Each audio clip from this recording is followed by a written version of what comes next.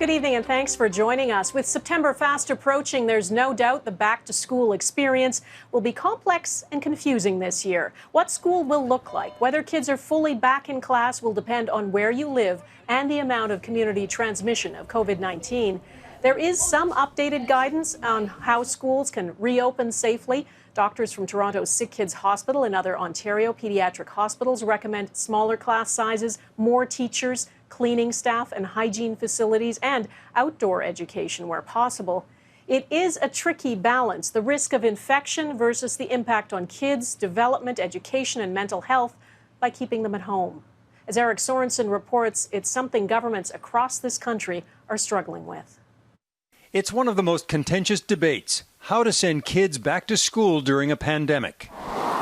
In Ontario, some parents protested at MPP's offices, demanding more funding to make schools safe and class sizes smaller. I'm very interested in making sure my kids, for their mental and physical well-being, get back in school, but only in a very safe way. A Leger survey finds parents of children remain worried. 59% are prepared to send their kids back to school, but 23% don't know, and 18% plan to keep them home in September. Specialists from Sick Kids and other Ontario hospitals are pushing to reopen schools as fully as possible, with precautions, because there are health and economic consequences from kids not going to school. The major goal of reopening schools has to be maximizing child and youth health. In returning to school, the healthcare group is now recommending for elementary students 1 meter distancing. It's almost as effective as 2, they say.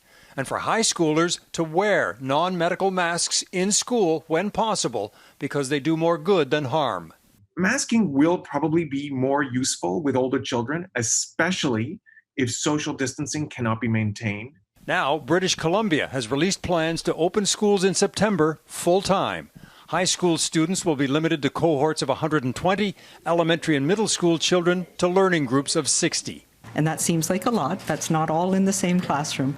But it will be segregating by grades so that there's less mingling in the school environment. BC is the latest to plan for students to return full-time. It joins Alberta, Saskatchewan, Quebec, Atlantic Canada, and the Territories, where the aim is full-time in school for elementary and high school students, with some exceptions.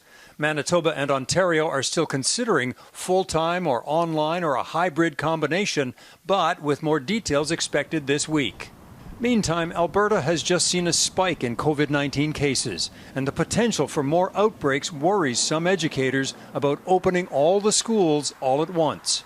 I don't think it's helpful to have schools closed 100% at the end of August and then the next day in September to be opening up 100%. I think it's really important that we do a phased approach. It seems a massive epidemiological experiment is set to begin about 1 month from now, when more than 5 million Canadian youngsters are scheduled to return to school.